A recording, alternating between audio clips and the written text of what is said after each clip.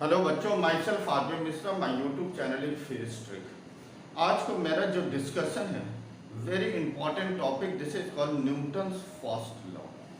Newton first law discussion के लिए हमें रिक्वायर्ड है कि हमें टाइप्स ऑफ फ्रेम का जानना, और टाइप्स ऑफ फ्रेम हम यही डिसाइड करेंगे कि क्या Newton first law frame of reference पर डिपेंड करता है या फ्रेम ऑफ रेफरेंस पर डिपेंड नहीं करता है। तो ये चीज डिस्कशन यहीं से आपका क्लियर होगा कि फ्रेम ऑफ रेफरेंस पर डिपेंड कर रहा है या नहीं। दूसरा, Newton first law which define the force. ये एम्स में क्वेश्चन पूछा भी हुआ कि न्यूटन के किस लॉ से हम फोर्स को डिफाइन करते हैं। तो Newton first law which define the force, Newton second law which derive the force. मतलब हम फोर्स को डेराइव हम सेकेंड लॉ से करते हैं और फर्स्ट लॉ से हम न्यूटन के फर्स्ट लॉ को डिफाइन करते हैं। तो फर्स्ट लॉ क्या है? इसी को हम लॉ ऑफ इनर्शिया भी बोलते हैं कि अगर किसी भी बॉडी पर नेट फोर्स अगर जीरो होगा, मतलब vector sum of all the forces acting on the body is zero, then and only then the acceleration of the body is zero. अगर नेट फोर्स किसी बॉडी पर जीरो अगर होगा, मतलब vector sum of all forces zero अगर है, तो इसका मतलब बॉडी का एक्सेलरेशन नहीं होगा, उस बॉडी में एक्सेलरेशन नहीं होगा। इसका मतलब यह है कि बॉडी मूव कर रहा है विथ ए कांस्टेंट वेलोसिटी। ये हमारा न्यूटन का फर्स्ट लॉ है। मतलब net force on the body if the vector sum of all the forces acting on a body is zero, then and only then the acceleration of a body is zero, means moving with constant velocity।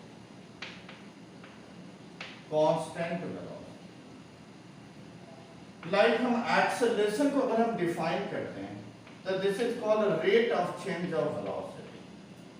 If the acceleration is zero means v minus u, this is equal to 0, means v is equal to u, this is called uniform velocity। means किसी भी body पर net force zero है, इसका मतलब ये must है कि उस बॉडी का एक्सेलरेशन जीरो है, मीन्स उस बॉडी का मोशन जो होगा ये uniform motion, means constant velocity से मूव करेगा। देखो, रेस्ट हो मोशन हो, रेस्ट या मोशन, ये depends upon the frame of reference. हम किसी ऑब्जेक्ट को किसी फ्रेम में हम रेस्ट में भी कंसीडर कर सकते हैं, किसी ऑब्जेक्ट को किसी अदर फ्रेम में हम मोशन में भी कंसीडर कर सकते हैं। लाइक हम ट्रेन में अगर जर्नी कर रहे हैं और मेरे साथ में दूसरा पैसेंजर है, तो मेरे रिस्पेक्ट में वो पैसेंजर रेस्ट में है। लेकिन अगर हम ग्राउंड के रिस्पेक्ट में अगर उस पर्सन को हम देखें तो ग्राउंड के रिस्पेक्ट में ऑब्जेक्ट मूविंग है। इसका मतलब रेस्ट और मोशन या rest depends upon the frame of reference. अब क्वेश्चन हमारा यहाँ पर ये होता है कि क्या एक बॉडी को अगर हम डिफरेंट फ्रेम में, क्या न्यूटन फर्स्ट लॉ क्या फ्रेम ऑफ रेफरेंस पर डिपेंड करता है?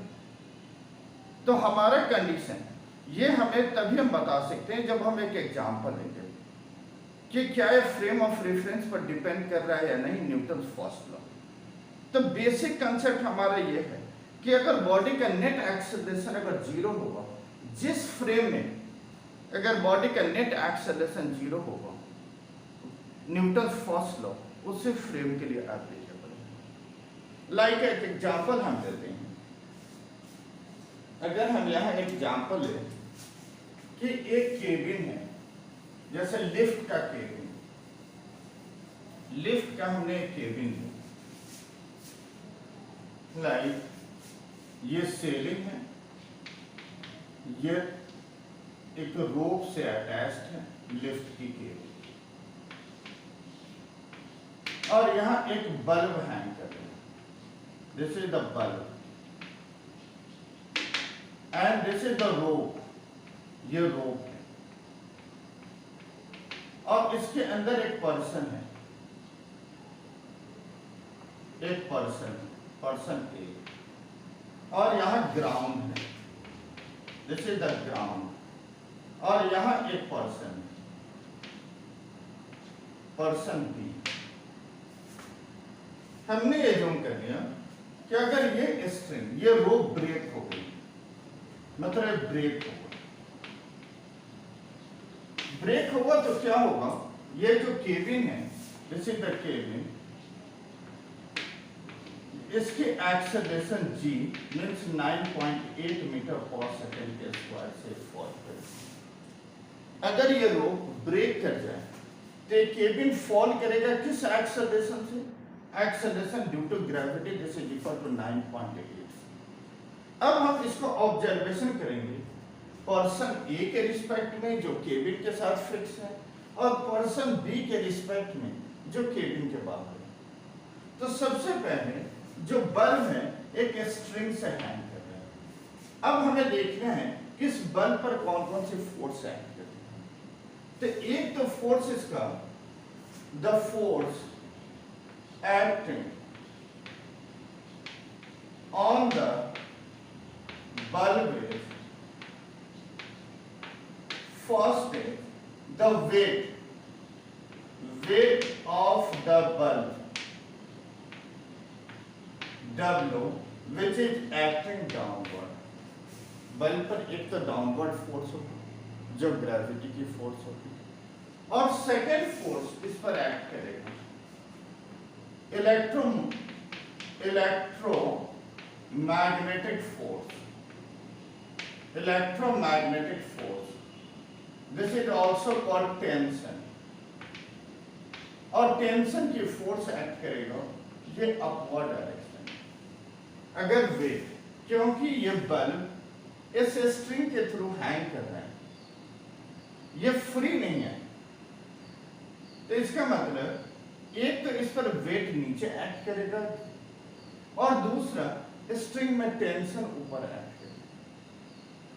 तो अब हम इसके ऑब्जर्वेशन हम देखें तो इस पर नेट फोर्स, फाइनली तो एलिवेटर का मूवमेंट डाउनवर्ड है, इसका मतलब नेट फोर्स अगर हम एफ नेट कैलकुलेट करें तो W बड़ी और टेंशन छोटी हो, क्योंकि net movement downward direction.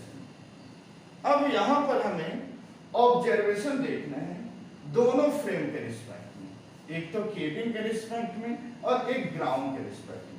Cabin के रिस्पेक्ट में विथ रिस्पेक्ट टू केबिन अगर हम देखें, अगर हम केबिन के रिस्पेक्ट में देखें तो केबिन के रिस्पेक्ट में W माइनस ऑफ T, इस केबिन के रिस्पेक्ट में, केबिन में ये पर्सन A है, इसके रिस्पेक्ट में अगर देखें तो ये बल्ब रेस्ट में, क्योंकि हमेशा इस पर्सन और बल्ब के बीच में डिस्टेंस इक्वल ही रहेगी। तो इसका मतलब हम इस पर्सन A के रिस्पेक्ट में अगर बल्ब को देखें तो इसका net acceleration 0 means A this is equal to 0, means W यहां T के equal, means because A this is equal to 0। But with respect to अगर हम ग्राउंड देखें, with respect to ground, तो W minus of T and this is not equal to 0, क्योंकि ये whole cabin ground के respect में accelerate हो रहा है विथ एन एक्सेलरेशन ऑफ 9.8। तो यहाँ पर W not equal to T और यहाँ पर W is equal to T। अब क्वेश्चन ये होता है कि एक ही साथ W T के भी इक्वल है और एक ही साथ डब्ल्यू टी के इक्वल नहीं दिए। अब एक ही सिचुएशन में, मतलब एक ही सिस्टम पर दो टाइप के कैसे फोर्स एक्ट कर रहे हैं। कभी बॉडी डब्ल्यू का वैल्यू टेंशन के इक्वल, और कभी हम बोले डब्ल्यू की वैल्यू टेंशन के इक्वल नहीं होगा। तो ऐसा तो पॉसिबल नहीं हो सकता। दोनों में से कोई एक ही केस पॉसिबल होगा, या तो डब्ल्यू टी के इक्वल होगा या डब्ल्यू नॉट इक्वल होगा। अब हमारा क्वेश्चन ये होता है, यहीं से हम फ्रेम को डिफाइन करते हैं। जैसे फर्स्ट लॉ हम क्या डिफाइन कर रहे हैं कि अगर बॉडी पर नेट फोर्स जीरो होगा तो बॉडी, अगर नेट फोर्स जीरो है then acceleration must be zero. अगर एक्सेलरेशन जीरो हो गई, इसका मतलब क्या है कि बॉडी रेस्ट में या यूनिफॉर्म मोशन में। तो जब भी एक्सेलरेशन जीरो होगा तो इसका मतलब क्या है कि this is the case of inertial frame. अगर बॉडी मूव कर रहा है with some acceleration means this is the case of non inertial frame.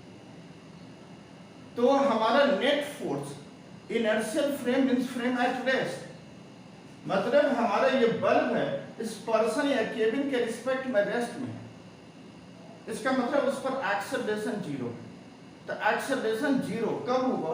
जब W की वैल्यू T के इक्वल है। इसका मतलब यहां पर न्यूटन्स फर्स्ट लॉ एप्लीकेबल है, क्योंकि एक्सेलरेशन बॉडी पर नहीं होनी चाहिए, नेट फोर्स जीरो के इक्वल होना चाहिए। तो इसका मतलब न्यूटन्स फर्स्ट लॉ केबिन के रिस्पेक्ट में एप्लीकेबल है, मीन्स इस पर्सन के रिस्पेक्ट में बल्ब रेस्ट में, तभी हमारा न्यूटन्स फर्स्ट लॉ वैलिड होगा। लेकिन अगर ग्राउंड के रिस्पेक्ट में देखें तो ये बल्ब एक्सेलरेट कर रहे हैं, इसका मतलब नेट फोर्स जीरो नहीं होगा, मीन्स न्यूटन फर्स्ट लॉ यहां एप्लीकेबल नहीं है।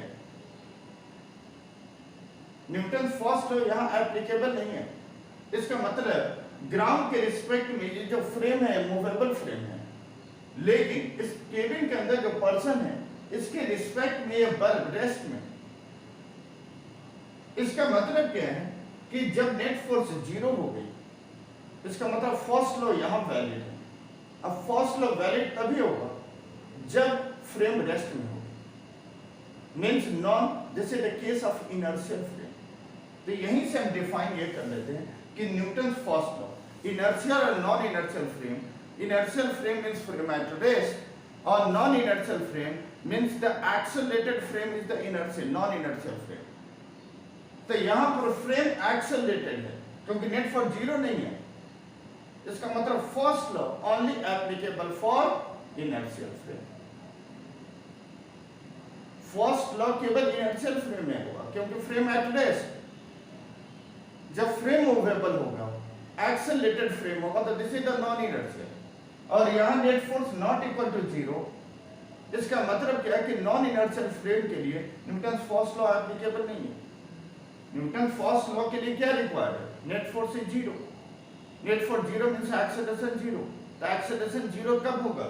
जब ये पर्सन ए के रिस्पेक्ट में मींस केबिन के रिस्पेक्ट में इस बॉडी का एक्सेलरेशन जीरो करेगा। लेकिन ग्राउंड के रिस्पेक्ट में इसका एक्सेलरेशन है, मतलब ग्राउंड के रिस्पेक्ट में the cabin is the non inertial frame. या केबिन के रिस्पेक्ट में ground is the non inertial frame, लेकिन पर्सन ए के रिस्पेक्ट में दिस इज द इनर्शियल। इसका मतलब Newton first law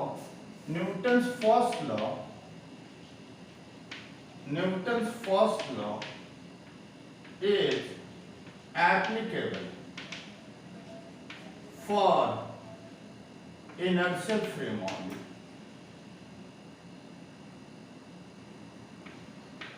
Inertial frame only.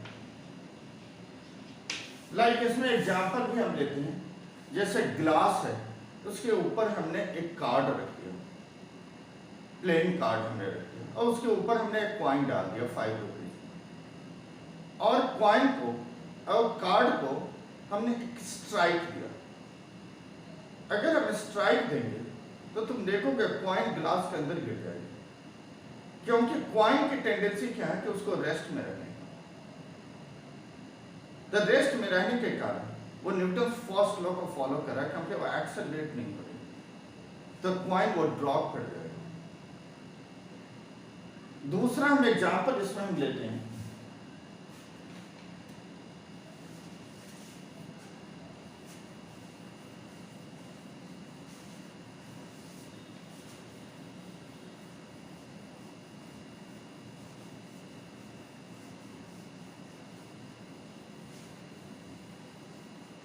First एक कॉइन के लिए लेंगे, तो जब गिलास के ऊपर एक कार्ड हम रखेंगे, अब कार्ड को हम फ्लाई कराएंगे, स्ट्राइक देंगे तो फ्लाई ऑफ होगा और कॉइन ग्लास के अंदर ड्रॉप कर जाएगा, क्योंकि इसकी टेंडेंसी रेस्ट में रहने मतलब इनर्शिया को फॉलो करना है।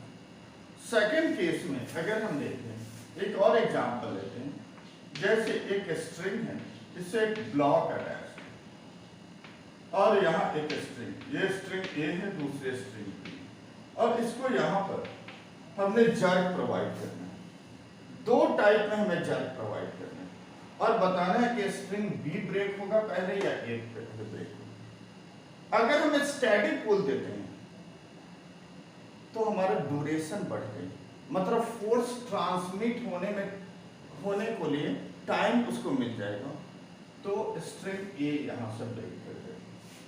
अगर हम स्टैटिक पुल देंगे, स्टैटिक पुल का मतलब क्या है कि time of transmission of force increase हो गई, जिसके कारण ये स्ट्रिंग ए ब्रेक होगा। लेकिन अगर हम इंस्टेंट जर्क प्रोवाइड करेंगे तो small time of transmission of force, जिसके कारण ये स्ट्रिंग बी ब्रेक कर देगा। ये क्वेश्चन पूछा भी जाता है कि अगर हम स्टैटिक पुल करें तो कौन सी स्ट्रिंग ब्रेक करेगा, और अगर इंस्टेंट हम दें तो कौन सा स्ट्रिंग ब्रेक। तो अगर हम इंस्टेंट देते हैं तो बी स्ट्रिंग ब्रेक करेगा। अगर हमने स्टैटिक पुल देते हैं तो duration of transmission of force increase होगा, जिसके कारण स्ट्रिंग ए ब्रेक कर जाएगा। तो ये हमारा एग्जांपल है। जैसे एक एग्जांपल हम न्यूमेरिकल लेकर हम देखते हैं, जैसे कोई भी स्ट्रिंग से ब्लॉक को हम हैंग करा रहे हैं, लाइक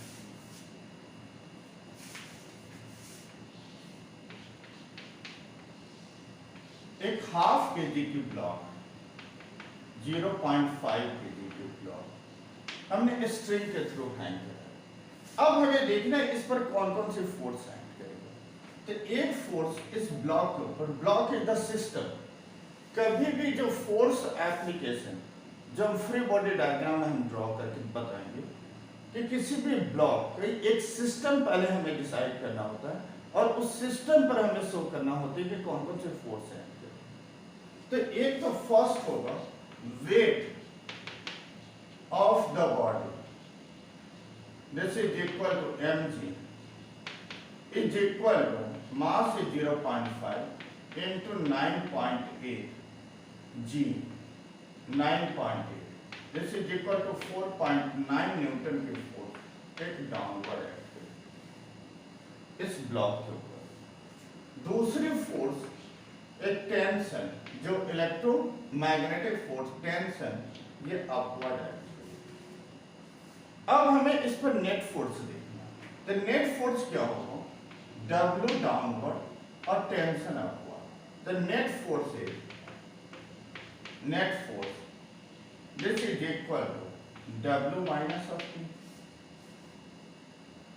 इफ द, अगर ये जो स्ट्रिंग है this is the unstretchable string, stretchable होगा तो इस बॉडी का एक्सेलरेशन भी होगा, लेकिन अनस्ट्रेचेबल है। इसका मतलब क्या है कि whole system is at rest, means net force on the body is 0, means tension W के इक्वल होगा और इसकी वैल्यू 4.9 न्यूटन, मींस यहां से न्यूटन फर्स्ट लॉ को हमने बताया, क्योंकि अनस्ट्रेचेबल स्ट्रिंग अगर है तो उसमें एक्सेलरेशन नहीं होगी। तो जो वेट है कि होल सिस्टम ये एक्सेलरेट नहीं करना, इसका मतलब net force on the body is 0। तो W minus T this is equal to 0, means W T के इक्वल। तो जितना W होगा वेट उतने ही इस पर टेंशन एक्ट करेगा और दोनों अपोजिट डायरेक्शन में एक्ट। तो यहाँ से ये सब हमें क्लियर हो गया कि न्यूटन फर्स्ट लॉ एप्लीकेबल तभी है जब बॉडी पर नेट फोर्स जीरो है, मीन्स बॉडी का एक्सेलरेशन नहीं हो रहा, और एक्सेलरेशन नहीं हो रहा means this is the case of inertial frame, means Newton first law only applicable for inertial frame, means frame at rest, means frame has no acceleration. Clear है बच्चों? All the best.